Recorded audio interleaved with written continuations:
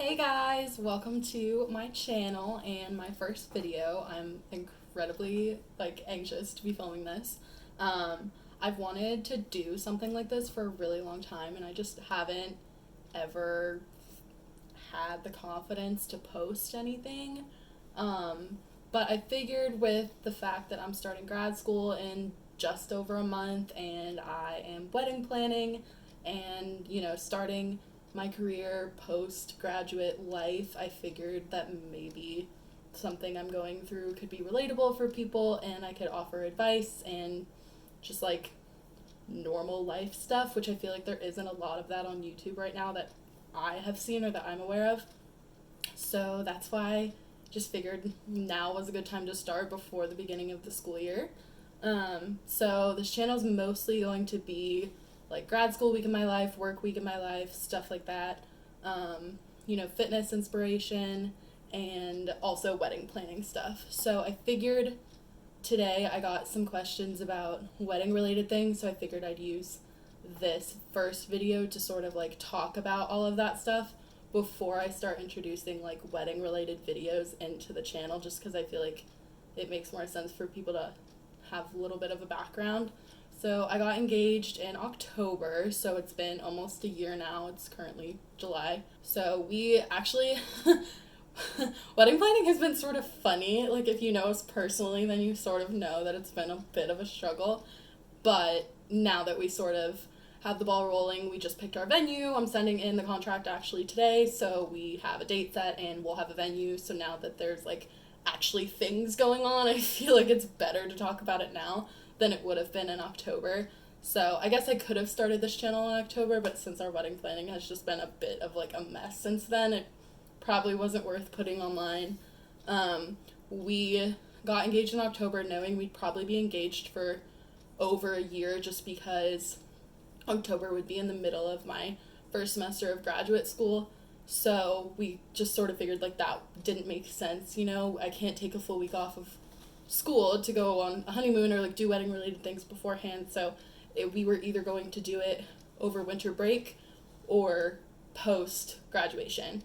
So our first date that we set was May 30th of next year, and that would have worked out really well, except for the fact that I didn't realize that I would be taking my summer classes next summer and not this summer. So since I'm taking my summer classes next summer, that date would be again right in the middle of a semester basically. So that also it was the same problem with doing it a year later in October. So we actually moved it to August 1st, and it's not changing. It's set in stone. I'm not moving it again. So now we have August 1st, which is perfect because I will finish school in the middle of next June, and that gives us a little bit over a month to sort of do all those last minute things that really require a lot of time and attention. You're supposed to start your dress fittings about 6 weeks before. Caterers need final head counts and stuff a few weeks before. So just stuff like that. Getting in all the RSVPs, that stuff the month before is really crazy. So I feel that gives us enough time. So I guess I'll just answer the questions.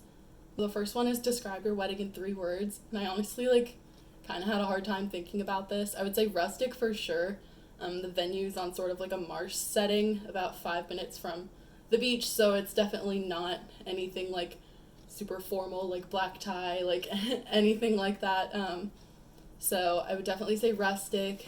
Intimate, we'll probably have about 100 people there, but all of those people are either my closest friends and family or Zach's family and extended family and his best friends. So it's not a bunch of random people that we don't really know. There's some people that I probably haven't met yet because they don't live within a close distance, but for the most part I either know or at least recognize the names, so that will be good. So rustic, intimate, and then I don't want to say beachy because we're not really using beachy colors or a beachy theme, but it is sort of on a beach setting, and we'll probably have some seafood options in the food. So maybe I would say southern beachy, and less so we're not getting married on the beach, so it's not really a beach wedding.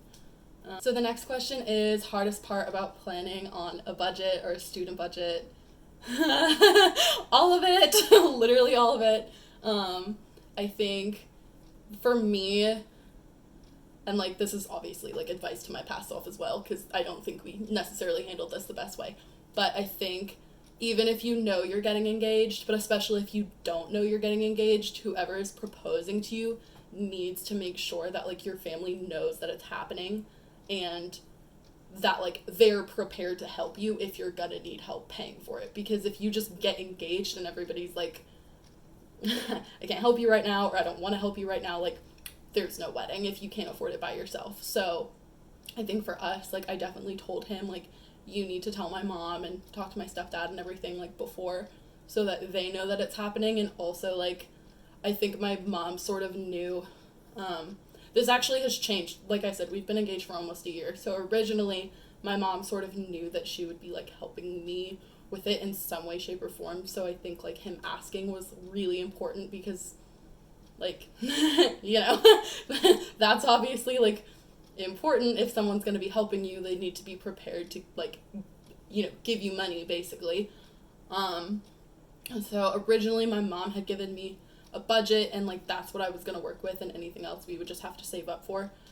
Since I'm going to grad school, I actually was offered a graduate assistantship, which will basically be an extra paycheck for me, which at the end of my graduate program will amount to basically what my wedding budget was beforehand. So now it's basically like I'm paying for it mostly, and his parents are helping us with food. So that was the other thing, is definitely make sure that like his family's significantly larger than mine, so I think having that conversation early was important. His parents sort of like not expected, but sort of knew that if we were going to invite, you know, everyone that they wanted there, like they would be helping us with food. So that was like a big thing too, since there's two families involved. Like if like both of the families need to be on the same page about like who's contributing what. So, and I mean, we've been engaged since October, and we literally just got to that point with everybody. So knowing that we were going to have a longer engagement made it a little easier, because we didn't have to have those like snap decision, like we need to know right now conversations. So that was helpful. But I mean, definitely just like know if people are contributing, like what that number is, and make sure that they know they're contributing before you get engaged, basically, I guess is the way to sum that up. And also there are certain things that are going to cost more money. Like you just can't avoid those costs. Like renting a venue is expensive, booking a photographer is expensive, and catering is expensive. So I think those three things, and like your dress might be expensive, I don't know, it really just depends on, you know, your budget and like what you care about. But I would say mainly those three things, and then if you're gonna add a fourth, your dress, like spend your money on those first. Everything else can be done on a budget. Like Pinterest exists for a reason. You can do the decorations yourself. My venue actually has things that we can rent for like way cheaper than it would be to rent from like an outside source for decorations. So that's really helpful. Like definitely consider that when you're booking a venue. Like, do they provide tables and chairs? Are there little things that they provide? Like my venue provides speakers. Like, is there things that you can get from your venue that makes it more worth the price of renting the venue? Because some venues, especially here in Charleston, like you pay like $4,000 to rent the space, but they don't have tables and chairs. They don't have linens. They don't have anything that you can use to decorate the space. You know, food's not included. So it's like, why would you spend that money? I mean, all to each their own. If you have the budget for it, great. But like, if you don't, those are things you need to consider. Next question is, what have you found helpful when wedding planning? I mean, I was that kid that literally watched Say Yes to the Dress since I was 8. Like, I've always been super into wedding shows. I've always been super into planning my own wedding. Like, I always knew that that's what I wanted. Since I was little. Not everybody's like that, but for me, I've had a wedding board since before I was even in a relationship. Like, that's just the kind of person I am. And so definitely, like, a bunch of DIY hacks are good, especially, like I said, for decorative purposes. For decorative purposes. Also, just, like, know who is in your circle that has strengths in these things. Like, Zach's mom is, like, crazy good at, like, DIY projects and, like, crafting and, like, communicating between people. Like, she's probably going to be my point person for that month before, like, the crazy period where you have to, like, make centerpieces and like communicate with all your guests and like all that stuff. Like, I know she's really good at that, Whereas, like, his sister has really good taste, so in terms of picking, like, their dresses and, like, just, like, suits and, like, like, fashion-related things, like, I totally trust his sister to, like, tell me what the deal is on that. My mom is really, like, my mom is literally a project manager for her career, like, that's what she does. So having my mom to, like, help me, like, piece the things together and, like, explain, like, what logistically will work and what won't work, that is really helpful. And then just, like, this is gonna sound stupid, but just, like, people who are there to, like, let you rant and support you and, like, tell you that you're doing a good job. Like, I know, as stupid as that sounds, like, I have, like, my bridesmaids specifically have been so good to me about letting me rant and just, like, letting you get it all out there, because it's really stressful. And if you don't have people, obviously your fiance should be doing this for you too, but, like, that's more of a, it's more of like a, hey, we're going through this together type of thing. But if you don't have people outside of your, like, planning your wedding that are letting you blow off steam and, like, supporting you through it, you're gonna go insane. So I just want to shout out, they know who they are because they've been hearing about it for, like, a year now. So I just want to say thank you guys, because you have been amazing. The next question is, with all the excitement, where do you start with planning? And I guess if you just listen to what I explained about our date changing multiple times, this is going to sound kind of ironic, but you have to set a date first. Like, you literally can't do anything without setting a date. You can't book a venue, you can't book a photographer, you can't book a caterer, you can't you can't do anything. I think after you set a date, the order in which you get things, in my opinion, doesn't matter per se. Like, I booked our photographer and bought my wedding dress before we had a venue, but, like, I knew I wanted that specific photographer and I fell in love with the dress. I wasn't just gonna leave it there just because we didn't have a venue yet. Like, those things, if you find them and you like them, get them. That kind of thing. But you still need to know your date before doing that. I think it's really important, and it's going to be important for anyone who's involved in your wedding party, like, to have that date set. You can't ask people to be your bridesmaids or to be your groomsmen or, you know, to help you budget if they don't know when those events are going to be taking place. So that's, like, the most important thing. Thankfully, we booked our photographer when our date was May 30th, and thank God she's available on August 1st, because I think I would have cried. Like, I love her so much, and I wanted her so bad. So I'm, like, really glad that she was available, but I also communicated that right away. I was like, hey, we had to change our date. I'm going to grad school. Like, please be available August 1st, blah, blah, blah. And thankfully, like, since I did that so soon, and since I had already booked with her and paid my deposit, like, I had first dibs on that date. So I got that date with her. But those are just little things to consider. It's hard if you've booked a bunch of stuff and your date changes. You might lose some money on your deposit. So you definitely want to be at least, like, 99% sure going into it that you have a date.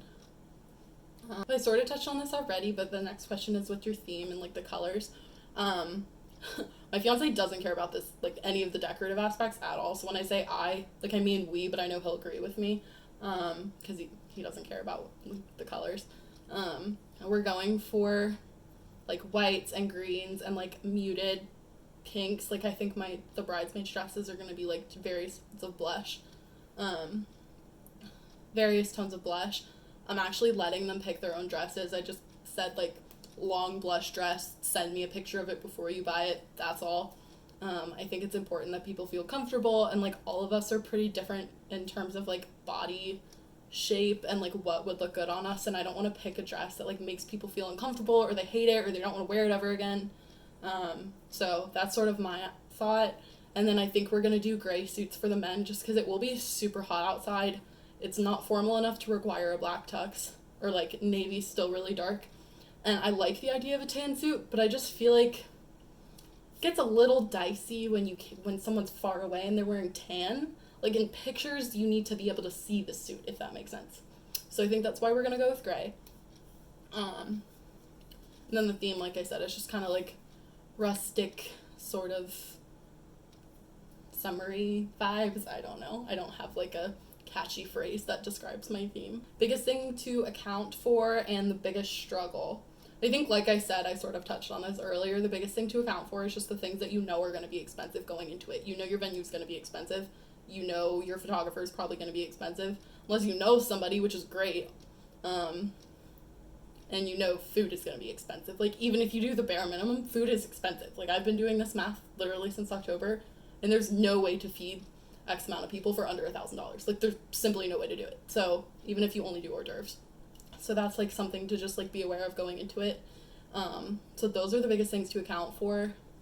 But on the other hand, like, knowing people is really helpful. Like, Zach's mom's neighbor like does wedding cakes. Like, that's what she does, and she was like, I'll make their wedding cake like for free, so we don't have to pay for that.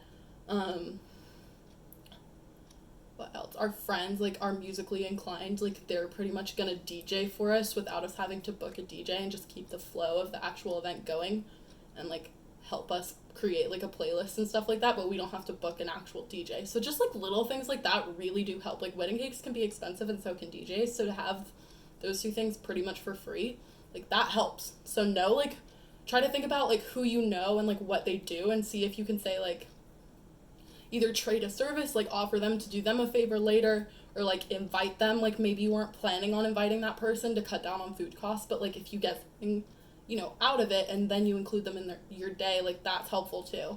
So it's definitely worth feeding somebody to get something, for free, basically. And the biggest struggle has just been setting a date. I literally got my offer for graduate school the day before graduation. Like, I was not planning on that happening. Basically what happened is, in October when we got engaged, I was in the application process, and then I basically looked at it financially, and I was like, I can't do it. I'm just going to try to work for a couple years and then try to go back to school later. And I got offered a spot and basically had to completely reevaluate my entire life plan, including our wedding date. So that was really stressful. Obviously it's good. Like, I need to go to grad school. I'm an accounting major. I want to get my CPA. So for my career choice, I do need the degree. I just wasn't planning on getting it like this year, basically. So that was hard. And then I guess I sort of touched on this, but like, since his family's so much larger than ours, or mine, like figuring out a food budget and like who to invite versus who to not invite, like we're still sort of like working on our guest list, so like that's gonna be really hard. Also, like, everyone's pretty much out of town, so thinking of like being considerate for them and like making sure that they have the information like ahead of time, that's probably going to be really hard. And like, Charleston's kind of an expensive place to come stay, so like accommodations might be kind of like dicey for some people. Plane tickets can be really expensive, so just like knowing that like to invite someone, you're sort of putting them in like a logistically tough spot kind of sucks, but like obviously you want them there, so if they want to be there, they'll do it. It's just something that like you have to take the stress on of like making sure that they get there basically, if you want them there. So those are like the main struggles. Obviously more will come up, but hopefully you guys will be following along, so you will see them and I won't have to spend so long explaining them, because you'll just be watching it happen. Our next sort of big thing that we need to do is look at caterers, go to food tastings, book a caterer, and sort of like get that's the last big piece out of the way. Like I said, we already have our photographer. I already bought my dress. We have a venue now as of like literally today, so that's the last big thing, and then the rest will just be getting through school and like making sure that all the pieces kind of come together. So I hope you guys enjoyed this, and that gave you some insight. I know a lot of people sort of around here like get engaged like around the same age that I am, like kind of like right before, right after college graduation. It can be really stressful, so I hope that helps somebody, or it's just like good advice for the future. Like, I know some of my friends are in like pretty long-term relationships right now, and like hopefully engagements are coming soon, so I hope that was helpful to them. And yeah, I'm excited to make more videos. They won't all only be solely wedding related, but I figured like since I got questions I would answer them. And yeah, I'm excited, and I hope you keep watching. Thanks.